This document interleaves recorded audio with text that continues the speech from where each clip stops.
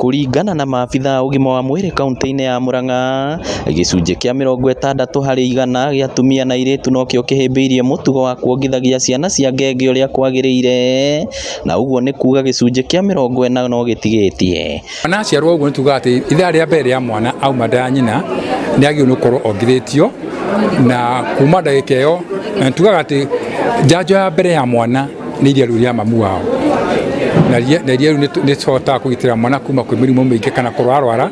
Kũringana na Nancy Mwangi, mũtaaramu wa mĩrĩre mĩega, kana ka ngenge kagĩrĩire kuongithio ithaa rĩmwe thutha wa gũciarwo, na mĩeri ĩngĩ 6 gatarĩ kaheo kĩndũ kĩngĩ ta irio. Thĩinĩ wa Murang'a County harĩ andũ 100 arĩa maraheo twana, gĩcunjĩ kĩa 80% kana 80 nĩ marahota kuongithia twana twao ithaa rĩmwe kuma maheo twana, na kumania na hau nĩ marathiĩ na mbere kuongithia mĩeri 6 matekũhetwo na kĩndũ kĩngĩ. Ũguo nĩ kuonania hena gĩcunjĩ kĩho kĩa 40 kĩrĩa tũrenda kũrongoreria mathiĩ na mbere kuongithia twana. New generation, the Gen Zs, maybe some millennials, prefer to use artificial feeds or artificial methods of feeding instead of the natural God-given breast for various reasons, including beauty, appearance, and all of that. They don't want to go the traditional way. They want to go what might be considered modern.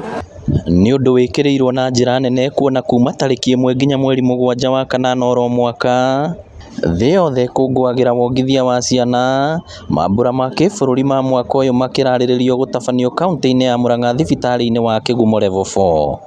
Gũkĩrĩ ũguo rĩtana nĩ rĩikĩtio kũrĩ andĩkani gwaka keheri ga atumia kuongithagia ciana, na atumia aritũ kũheagwo rũtha rwa mataneti ihinda rĩrĩa rĩagĩrĩire. Mwana ũrĩa wambagĩrĩria kũheo indo ici ingĩ tiga iria rĩa nyina nĩ anyitagwo nĩ mathĩna ta kũharwo, kũhiũha mwĩrĩ, na mwana ũcio agakorwo na mathĩna maingĩ mũno. Ũkona mwana ũcio araikara agĩitaga kĩmira, homa itathiraga, na mwana ũyũ atũraga thibitarĩ. Na nĩkĩo tũrekĩrĩra mũno atumia mongithie ciana. Ngĩribotera Inooro TV kuma kaunti ya Murang'a, rĩtwa rĩakwa nĩ Victor Kĩnuthia.